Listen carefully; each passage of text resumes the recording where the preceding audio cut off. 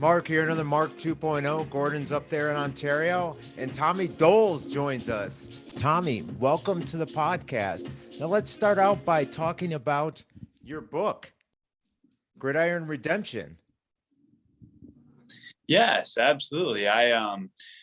Gridiron Redemption, the NFL, Paris, and the pandemic. It started out as some journals that I was keeping while we were overseas in Paris, my wife, Bethany, and I. And I felt like I had an interesting story, something that was intriguing to tell, and also something that I wanted to think through more. And so sort of put the pieces together a little bit more during quarantine in 2020 and turned it into a book. And didn't quite finish it before I left for the Army. I joined the Army Reserve. So it's a little bit delayed getting out, which is interesting because a lot has changed in the last year or so. I've grown a lot, but I decided to let it speak for itself of when it was written. But yeah, really excited to have it out there. Take us on the journey a bit. You're Tommy Doles. We spoke to your dad about a week ago, and you are a football player who went to Northwestern. And take us on your trip. Give us a sense of your life journey up to this point. Yeah, absolutely. So originally from Grand Rapids, Michigan, and anyone from the state is obligated to then pull up your hand and point to where on the mitten you're from. From West Michigan, Grand Rapids, and grew up in just the best home, best family environment I possibly could have asked for. Jack and Susan, great parents, sisters, Kelly, Julie, and then a younger brother, Jimmy. And so, my dad is a sports broadcaster. So I grew up around sports. And as you heard when you had him on the podcast, he loves sports, not just for the pure entertainment value or as a distraction, but because of the stories that play out within sports. And so I think I grew up seeing more in sports than just a game or something to do, something to argue about. And that's how I fell in love with sports and had an opportunity after playing at Grand Rapids Christian High School under Don Fellows to go on to Northwestern University, go Cats. Played for Pat Fitzgerald, studied political science, and then was able to do my master's in business management before moving on to a short career in the NFL, if you could call it a career. I signed after rookie minicamp with the Chicago Bears, and also spent some time with the Atlanta Falcons through the preseason. And was back with the Bears for the last week of the preseason, got cut after that. And then after that, it was really deciding what I wanted to do next. Kind of came to a point of, do I keep pursuing football longer, or do I move on to something else? And kind of did a little bit of both. I didn't try to get back onto the NFL track, but I did keep playing football. It just was in Paris, France, or La Courneuve more specifically. And it was an incredible experience. I'm sure we'll talk a little bit more about it, but now I currently live in East Tennessee. My wife, Bethany, we've been married for coming up on 3 years here this summer. She's in medical school, and I work as assistant athletic director at the same school she attends. That's Lincoln Memorial University in Harrogate, Tennessee. Go Rail Splitters. And serve in the Army Reserve as a civil affairs specialist and a volunteer firefighter too. Wow. Go ahead, Mark.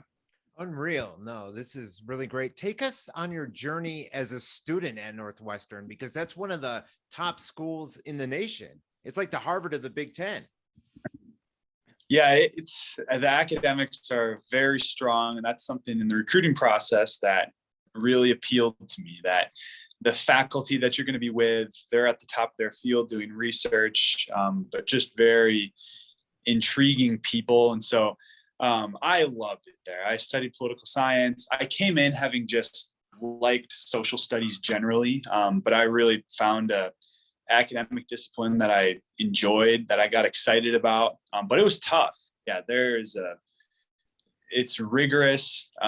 You had to be disciplined, manage your time well, but it helped that it was stuff that I liked learning. I liked the classroom environment, just learning from others, learning from your professors, getting excited about figuring out something new. So it was a great environment. I love times at the Gothic Library on Lake Michigan. And so I couldn't have asked for a better experience. And I'll be bleeding purple for life.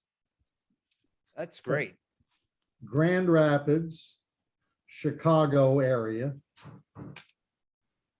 playing for the Bears, playing a little bit for the Falcons, ending up in Paris, France, with a different accent totally.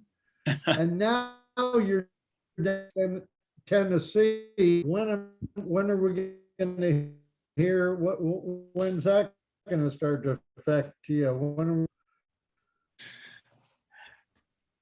Yeah, that's the accent was something that's a little different here. And I've even said it almost felt like a bigger cultural change coming down to Southern Appalachia than it did going from Chicago to Paris. And so I have stayed true to my Midwestern self and refused to say y'all. But no, I think sometimes I find myself trying to talk really fast. I have to, slow it down a little bit, remember your manners, talk to people. I haven't picked up a drawl at all, but no, it's, even though it was a big change, we have really found a lot to love and appreciate about this area. I think there's a down-to-earth humility. There's a strong community connection, especially in our church and in the fire department. And it's a beautiful area, very peaceful, quiet. You got the Cumberland Gap right next to us. Smoky Mountains not too far away. So it's a beautiful place. Now, is there anything that you miss about like the city life of Chicago when you were there? Yeah, definitely. I think that one easy thing you could say is the different restaurants and the different activities, things to do. That's something that you kind of miss. And I would also say the different types of people that you might come across in the city is something that I did enjoy, that diversity. But at the same time, Lincoln Memorial University, where I work, we have people from all over the world here and a lot of international student athletes. So it's still, in that sense, has a cosmopolitan feel to it. And I will say I miss Lake Michigan. I grew up on Michigan, and then being in Chicago, you're right there too. So that's just a place that I always will feel a deep connection to. And there's no big body of water anywhere close to us now, although Norris Lake is a really fun place to still get out on the water, get in there a little bit. Yeah. But as far as like in the future, raising a family, you're much better off where you are. Yeah, that's an interesting question because in a sense, the space, the piece of this place, and the community connection, you could definitely see this is a great place to raise a family. At the same time, I know some people who want their kids exposed to different cultures, different experiences, more variety. And there, a city might be the place to go. And so, no kids yet, Lord willing, someday. We do have a dog named Margot. But so we're not sure what the answer is to that yet. But it's definitely something to think about, and that we'll have to decide someday. Yeah. Now, how did you decide to get into the Army Reserve? Yeah, so I had always wanted to serve in some capacity growing up. My middle name is Stephen. That's named after my uncle Steve, Trooper Stephen James Newick. He was a Michigan State police officer who died on the line of duty shortly before I was born. He was responding to an officer in distress. And so I had always grown up with his legacy at the front of my mind and very present, even though I never met him. And his legacy to us was humility, kindness, a lot of energy, life, and love, but a passion for service. And a verse from the book of John is on his tombstone: greater love has no man than this, but to lay down one's life for one's friends. And that's Basically sacrificial love is the highest form of love. So all these ideals, I guess you could say, were floating around in my mind growing up. And I wanted to be a firefighter, a police officer, an ambulance driver, and then a soldier. So these, as I was younger, were the types of things I wanted to do. When I was in high school in the recruiting process, it came down to Northwestern, Michigan, and West Point as my top three. Decided to defer the Army until afterwards, after college, so that I could go to Northwestern. And then once I was done with football, it was really now or never. Hey, this is your chance. So joined the Army Reserve as a civil affairs specialist, and have been very, very happy with it so far. Yeah, that's great. Now, growing up, did you ever think that you'd be playing, at such a high level in college for football? Oh, no, not at all. And that's one of the things I talk about in the introduction to this book, that football for me was just a really fun thing that I was doing as a kid, but I didn't even think I'd ever play varsity football. I remember one time my freshman year, I saw one of the juniors, I saw his calves just in the weight room. And I was like, well, I'm never going to play varsity football now, because I will not be that big. I was skinny.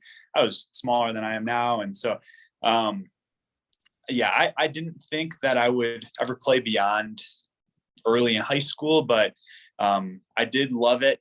And Don Fellows, who was my head coach at the time at PostChristian, he believed in me more than I believed in myself. He saw potential to play at a higher level. And as he gave me that encouragement, then I started to see it myself too. And I got excited about it. And just as time goes on, you get bigger, you progress, and had some great opportunities move along or come before me.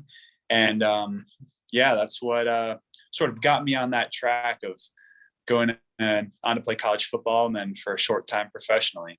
Yeah. And when you were growing up, was there a favorite NFL team that you had? Yeah. I was a Bears fan through and through. Bear down Bears. Yeah. So I see the Cubs jersey you got, but so my dad's from the Chicago area. Raised us Cubs, Bears, Bulls, Blackhawks. And it's funny now because I had a chance to play for that team and ended up getting cut 3 times by them and over the course of about as many months. And so it's an interesting relationship now. It's, on one hand, you still see them as that team that you loved as a kid, but at the same time, I also see them almost as a business, a place that I couldn't quite break into. You can think of like a ex-girlfriend I've used to describe it, where, but all that to say, I am really thankful for the opportunity I had there. And something I saw is no one's entitled to play professional sports. Like if you have a chance to do that, great, awesome, enjoy it while you can, but there's no one who says you should or have to be paid to play a game. So I really can't be bitter or anything to the Bears, because I wasn't the best and they had other guys that could be better on their roster. Yeah, I feel you 100%. And you had the opportunity, that most people haven't had, to actually try out for, 2 NFL teams. I mean, that's unreal. Yeah. And it's an experience that I'll never forget. I remember in college, I knew that I'd be sort of on the fringe of undrafted, might have a shot, might not. And I was thinking about, I was considering not even trying to play professionally and just moving on to the next thing. But I remember, as I was thinking about it a lot, I was talking to one of my best friends, Clayton Thorson, who he's playing in the USFL right now, was with the Cowboys and Eagles for a while. His dad had played for the Giants, and he heard that I was sort of not sure. He's like, you've got to at least try. He's like, you'll regret it if you don't give it a shot. And you'll learn so much through the process, no matter what ends up happening. And so I'm so thankful that I did. That advice meant a lot to me. And even though I could look at it and be like, well, I didn't make all the money I thought I might, or didn't play as long as I wanted to, I've got no regrets. Know that I gave it my best shot, and definitely thankful that I did give it a shot. Yeah. Oh, we got Gordon back. We had lost Gordon for a minute. But another thing that I want to touch upon is You must realize how many people are inspired by you because you had the chance, to try out for these teams. And not only that, played for one of the best top schools in Northwestern. I mean, Fitzgerald turned that program around. I mean, they were good in the 90s, but you know what I mean? Yeah, thank you. I think nothing meant more to me when I was playing than hearing from younger people that either looked up to me or inspired in some way. I think that, or I guess I think back to Kirk Cousins' speech at the Big Ten luncheon when he was at Michigan State. He talked about football as a platform. It's a privilege to be playing. And so how are we going to steward that? And you've got to maintain high standards of character because people are looking up to you. So I always took that responsibility seriously of the fact that for whatever reason, we do have a lot of influence over young people as athletes. And so how are you going to use that influence? And so had some great opportunities at Northwestern to try to use that influence to some anti-bullying campaigns and healthy lifestyles. And most important to me is for some ministry opportunities. So yeah, I appreciate you saying that because that's something that despite how things ended, which they still ended fine, I still had some opportunities to do some great things. Yeah. And what about the ministry that you were a part of with athletes? Yeah, so I was involved through college with a ministry called Athletes in Action. And Athletes in Action really is there to help people understand how God and sport intersect, but also equip athletes to use their platform or their positions as well for the kingdom of God. And so, yeah, I'm a Christian. I believe that the Bible is the word of God, that Jesus is who he says he is, and that we all need a personal relationship with him in order to be back in a right relationship with God and to have eternity secured in heaven. And I believe that that's the greatest news in the world, and that if I care about people at all, or I should love them enough to share what I believe is to be true. And so Athletes in Action was about building relationships with your teammates, witnessing to that what we believe is true, and also helped us think about how God and sport intersect. And I think that just one concept that I'll hit on as an example of that is athletes are under so much pressure, especially once you get to higher levels, and you almost feel like you're out there to justify your existence, and that if you can't perform and do something, you can't win, then what are you even worth? Where your identity gets so tied up being an athlete and your performance. And so Athletes in Action helps us think about, hey, if you're a Christian, your identity is in the fact that you are a child of God and that you have a relationship with him, and nothing that happens in your performance can impact that. So basically you're good. You've got that secured. So how does that impact the way you play? Well, you can play free because you don't have that pressure dragging you down of, again, justifying your existence.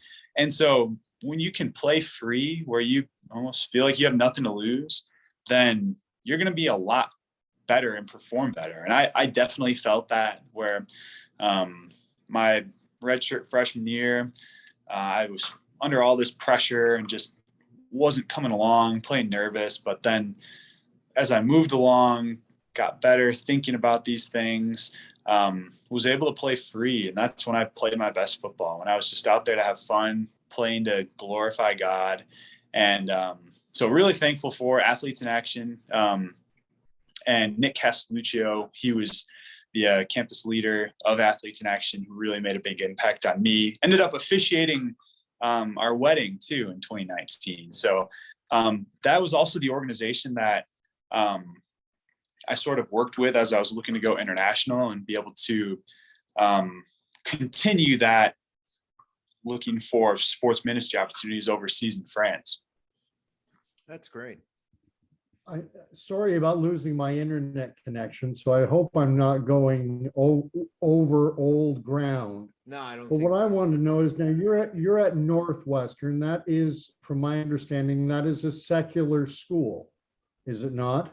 It's not oral. It's not ORU.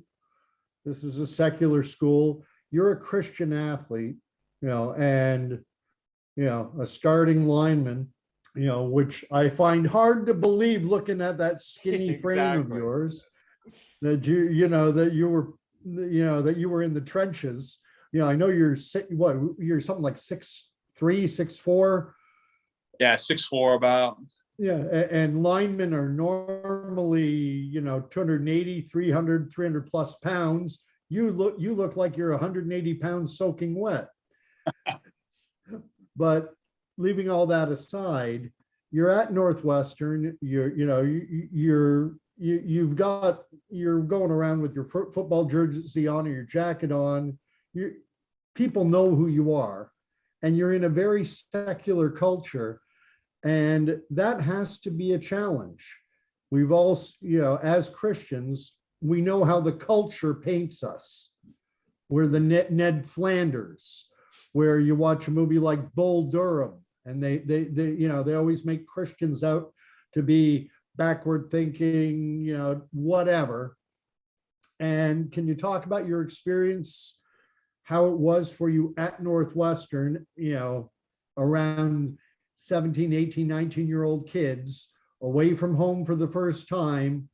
University, college is there's a culture there that is very much counter to the Christian message. So go.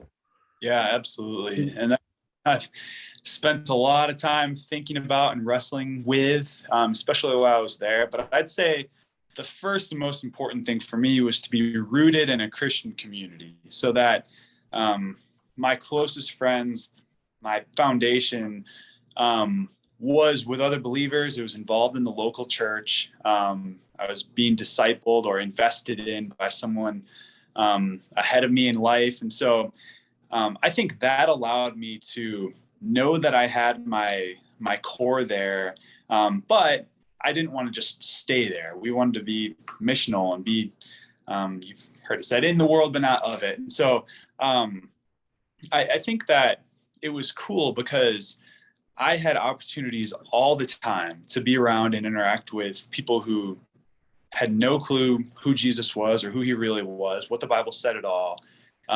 Versus, I went to Grand Rapids Christian High School, and there's plenty of brokenness and things to talk about there, but you're not going to come across someone who has no clue. And so I think that I started to see this as a really great opportunity. And again, an opportunity that you can only really take if you're first rooted in and confident in what you believe, and you've got a body of believers that you can be a part of, draw strength from, talk things over with, be held accountable by. But then, just the number of conversations I got to have with people who are also very curious about a Christian worldview. Like when people heard or got the sense that, one, they might say, hey, you're different. Something's different about you, the way that you're acting, treating people. Then that's an opportunity to say, hey, this is why I'm different. This is what I believe. Or if people might just find out, hey, I'm a Christian, they're going to have a lot of questions. It might be, well, how can you believe that you're right and everyone else is wrong? Or how can you possibly justify the Bible's stance on sexuality or these different things? Or doesn't the Bible say this about this issue? So I think that I spent a lot of time pouring into apologetics and learning how to give an answer when these questions came up. And then I also will say that you come into college with a lot of ideas already and things you think you know. And when those are challenged, I think you either refine your beliefs or if I guess what I'm trying to say is that if I got a question about something I believed, I would either learn what I believed was true, what was actually true, and be more firm in my belief. So does God exist? Yes, I now am more confident than I ever was before college. But if there's something that you get challenged on and it doesn't hold up, then it's probably for the best that you leave that by the wayside anyway. So definitely was refined by that experience and really thankful for the opportunities that I had. So probably a long answer for your question. No, it's a great answer. I just wanted to put a fine point on something because there are people watching who may not be familiar with the term apologetics. And there's a tendency to think that it means you're saying I'm sorry for something. Apologetics is, at the Greek root of the word, means to defend, because Christ is our sword and our shield, and you make a defense. And I just love hearing a younger guy who's so rooted in the word. Now, I'm 55. So most of the people I meet of my generation, even if they're not believers, they at least have heard some. They know, they've been to church often. But in your generation, you're how old now? 24? 26 now. 26. Well, you look like you're 18. 26. A lot of the kids you're growing up with now have never set foot in a church, I would imagine. Mm-hmm. And that's got to be a challenge to testify to people who have no grounding whatsoever and who have been told by the broader culture that, it's a challenge. It's a challenging thing. What was it like when you went? Did you get a chance to witness when you were with the Bears or with the Falcons, or were you more concerned with? I mean, because that's a grind. Making an NFL team, it's a meat grinder. Yeah, and so I think you're really hitting on a big trend that everyone in the church should be thinking about now, which is that as we're moving into a, say, post-Christian cultural society where you can't assume a background understanding in the church and the faith anymore, that it's going to take a different, I think, set of tools and approaches for the church to be able to reach society there. And so I've really been trying to learn from people like Tim Keller, who's been doing ministry in New York City, and just thinking about what does it look like for us to approach there. And one, it's probably not going to be this attractional model of, hey, we're going to have something flashy and cool happening in our church. Let's try to bring all these people in, because people aren't going to have a basis that's going to make them feel comfortable to come there in the first place. So it's probably going to be more of an outreach type model. And there's a really good book I read called Forgotten Ways that's talking about how this is really the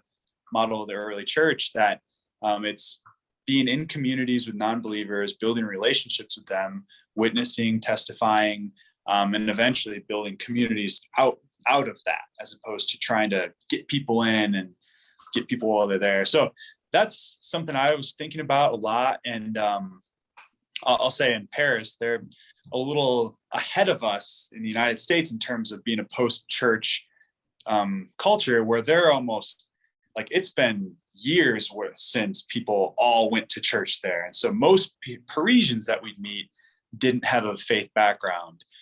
So I know that the missionaries in the church there, they're already dealing with that. They've been dealing with it for a while.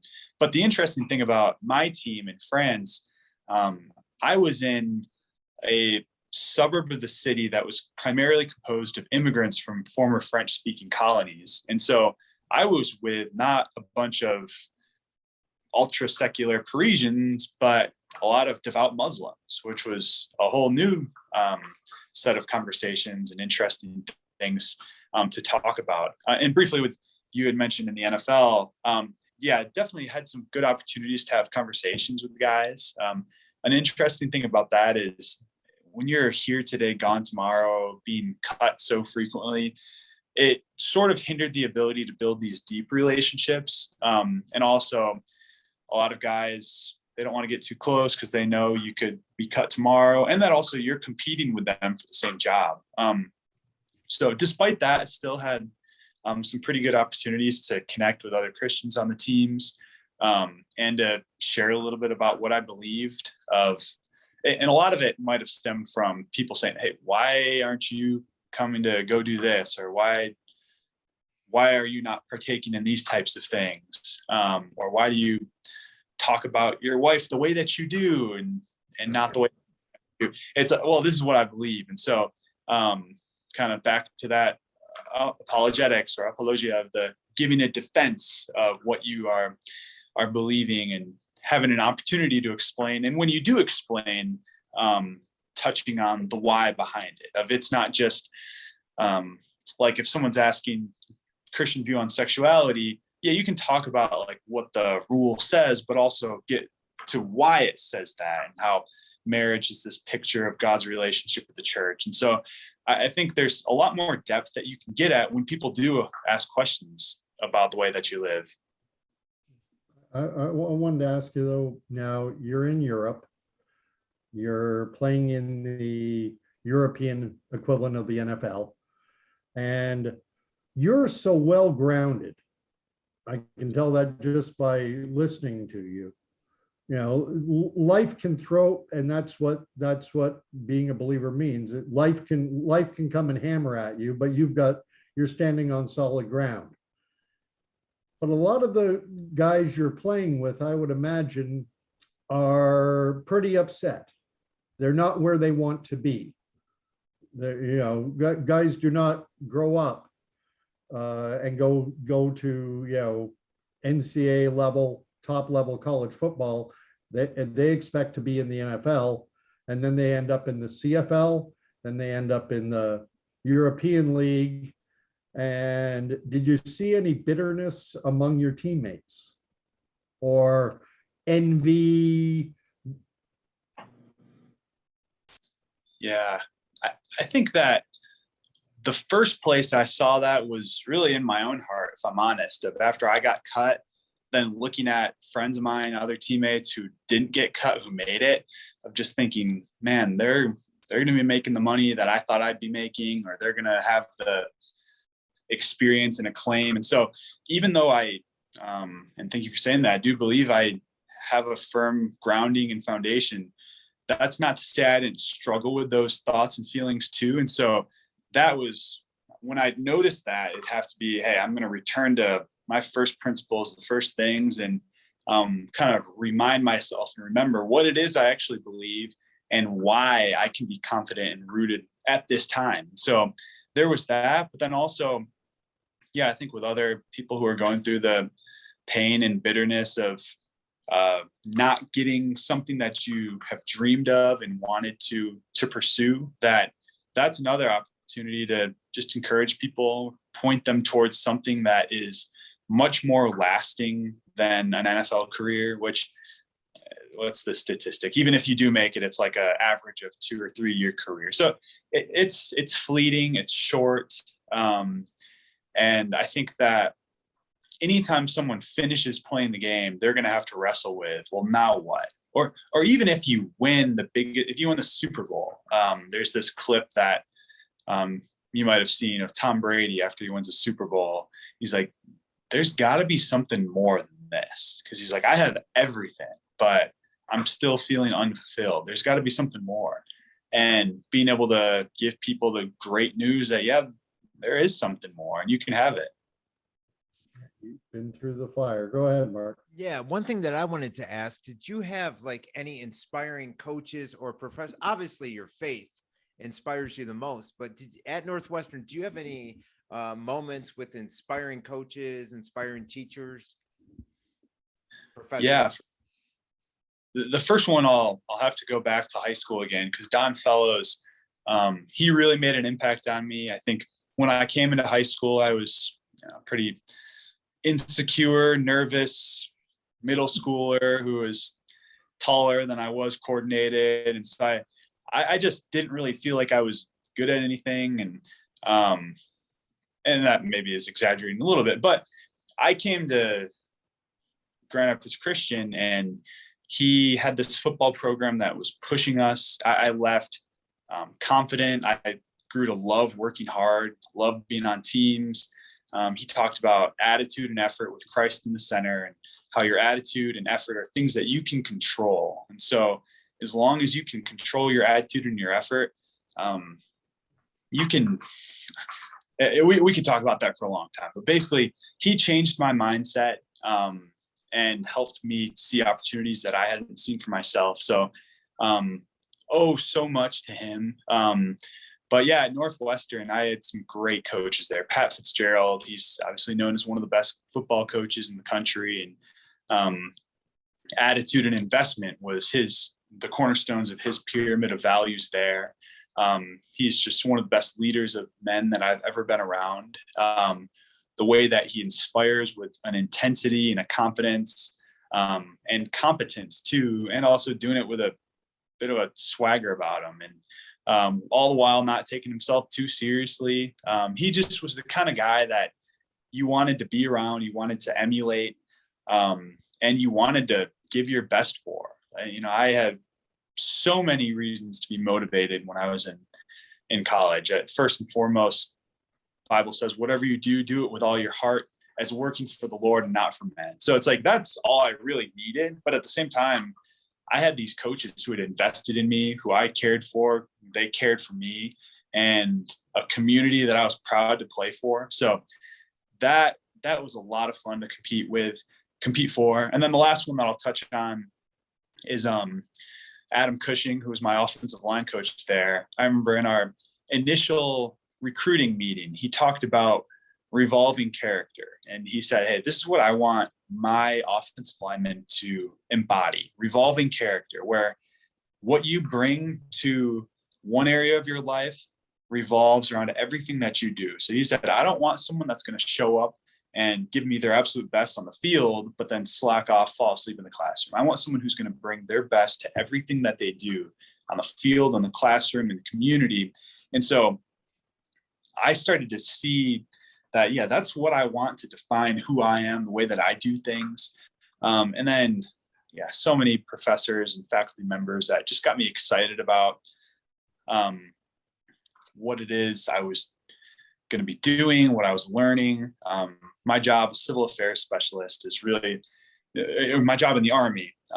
It's the component of the Army that understands and engages with civilians and civil society and helps with governance issues in unstable parts of the world. And so I feel like I get to use my training in international relations and be in a place where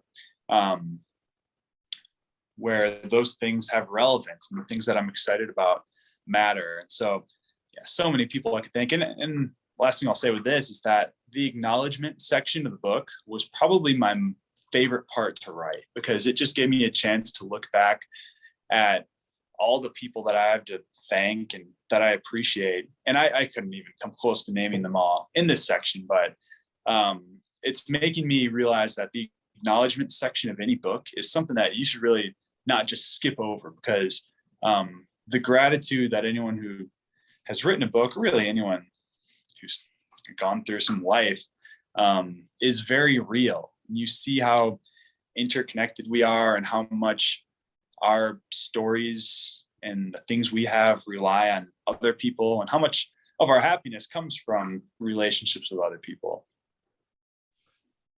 After you wrote the acknowledgments and the book comes into print and you read through it, what's the biggest name you left out?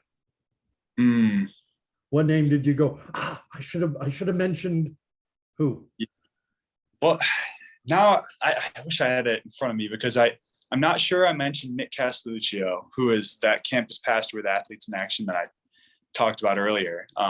He definitely should have been on there, and I actually don't think he was. So good one there. And also, you mentioned the professors. There are definitely some that I should have put on there, of Will Reno, Jeff Rice, of I could go on for a while. The different professors. That's why I asked for one, because I know you probably got at least a couple dozen. Right. I did want to ask you one other question. I'll throw in a little of my own personal experience. My father was a star tight end, high school in Canada, and then got a tryout with a Canadian professional football team at a high school, and they offered to send him to Ohio to an NCAA Division II school. They would set him up on a scholarship.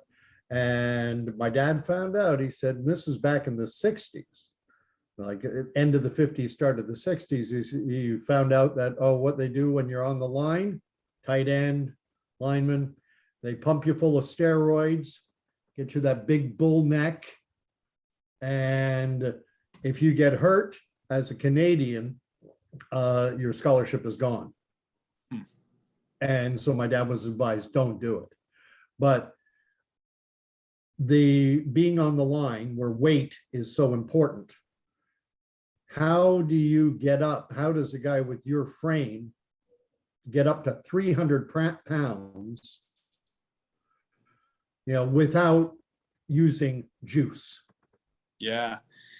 And I will say, I don't doubt at all that used to be the case of how they did it. I'm happy to report that I never met someone in my playing experience who was on steroids of any kind. And I think there's such a strong feeling against doping in sports today, at least again, in my experience, that's almost like the unforgivable sin. And Right. I remember I met someone else outside of football who just shamelessly said he did steroids. And I couldn't believe it, because I've been in this environment my whole life where that's just the one place you don't go. And so I was like, seriously? And he wasn't a competitive athlete, so he wasn't getting tested or anything. But all that to say, thankfully, that was never a pressure that I felt or I was under. For me, it was a job to put on weight, and a job that took a lot of effort and energy. And so it really was our strength and conditioning staff and our nutritionists, and the amount of resources that they have for this at the college level, at least Division I, are really unbelievable. That I was probably up to about 250 by the time I left for Northwestern, and ended up getting to about 295 by the end of my time there. Made it up to about 310 when I was in the NFL. But it was hardcore weightlifting sessions where you're working out in the weight room for hours a day. And then just afterwards, you're getting protein, branched chain amino acids, probiotics, cherry juice, all these things to help you recover. And that's before you go to your meal. Get 2 big plates of protein, vegetables, rice, and then you take a to-go box too. Plus you've got all these snacks, protein bars that you're having during class. Before bed, you're having at least a peanut butter and jelly sandwich and probably some more protein. So I didn't count specifically, but I'd say 6,000 plus a day calories, and an incredible amount of protein, probably 300 grams plus. So it was that, and it was slow over time. And I know 4 years to gain that much weight, even in college, doesn't sound too slow, but it was, just being diligent, steady progression. I redshirted my freshman year. So I put on maybe 25 pounds my true freshman year, and then another 20-ish after that. And then it was tough to get over 295 for me. So it's a strange dynamic. And something I talk about in the book is that being big sort of becomes a part of your identity. Sure. And that's like who you are. You walk into a room, you're the biggest guy there. You know that you can take anyone because you're so big and strong. And so the relationship that we have with losing weight is something that everyone sort of has to think about once they're done playing football, because you're not just losing weight, you're sort of shedding this old identity you had as the offensive lineman, the big guy, the one who could protect his quarterback and step in if anything went wrong. So you sort of lose that. But I always knew I wanted to lose the weight as quick as I could after I was done playing football. A lot of guys kind of look forward to that because you get to eat like a normal person again. It's no longer a job. It's probably not a very healthy relationship with food, just psychologically. But yeah, it wasn't tough for me to lose the weight just because my body's naturally closer to about 220, which I am now. But I will say once I was done playing, I said, okay, I'm going to train for a marathon because I know that if I can run a marathon, I'll conclusively not be a big guy anymore. And I can rebuild as something different if I want to. So I ran a marathon. I was like 190, 195. And I was like, okay, I did that, but too small. So I'm going to put some weight back on. back in the weight room, and now I'm happily around 220-ish, 215. So. Well, you'll have to do the conversion between euros and US dollars, but when you were in Paris and playing there, or in Atlanta and Chicago, what was your grocery bill for a week? Oh man, and that's the thing I say to people who ask, well, why didn't you keep playing afterwards? It's like, if nothing else, I couldn't afford to keep myself at 300 pounds. Like with a team, they were putting up all of that. And so thankfully I knew what the grocery bill would be. But goodness, I mean, if I even think double, triple what we're spending now, you're thinking thousands plus. But because I know after a workout, one time I calculated just the snacks and protein shakes that I got, I was getting like $50 worth of just healthy protein snacks that I was taking with me. Wow. So, and that thing in Paris, I kind of started my weight loss process there because, and it's something I talk about in the book. It's a different world there where they've got some resources, but it's not even comparable to the United States, where the Americans are actually the only ones that get paid, and they have two Americans on each French team. They call us imports, and they only do they pay for your housing and a small stipend every month, and that's to play and also be one of the coaches. So I was the offensive line coach and the left tackle, and so I wasn't eating nearly as much as I was before. So I started losing my weight while I was playing in France. But thankfully, just with, knowing enough about offensive line play, knowing the game well, I was able to be just fine being about 270 down to 260 towards the end. Versus if I was going to be in the US, you have to know everything and be big. So. Go ahead, Mark. No, I was just going to say we've touched on just about everything, Gordon, but what we forgot to touch upon is the volunteer firefighter. I think you have to talk about that, Tommy, don't you, Gordon? Yeah. 26 years old, NFL, European League, political science, in the Army, and a firefighter. Yeah, so being a firefighter was one of the first jobs that I ever wanted as a kid. I would see the trucks going by, and it was just the coolest thing in the world. And so, never really thought too seriously about pursuing that professionally as a career after I was at Northwestern. But when we came here and living in a rural area, having an opportunity to volunteer, I was pumped. And so I remember before we even moved here, I found they had a Facebook page, and I sent them a message and said, hey, I'd love to join if I could.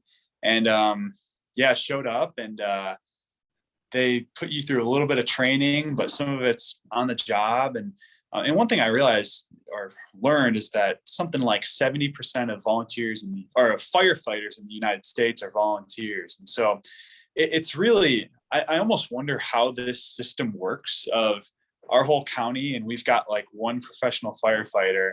Everything else is just relying on members of the community that have put in the time to train and be prepared and to respond and give up their time and put themselves at risk to put out fires. And so it's one of those where, like, what if we've got a couple guys that show up at just about every call, and then from there it's whoever's available and able to make it. And I think, like, what if those two guys didn't live here? And so it's been a lot of fun. It's a community, it's a team to be on again.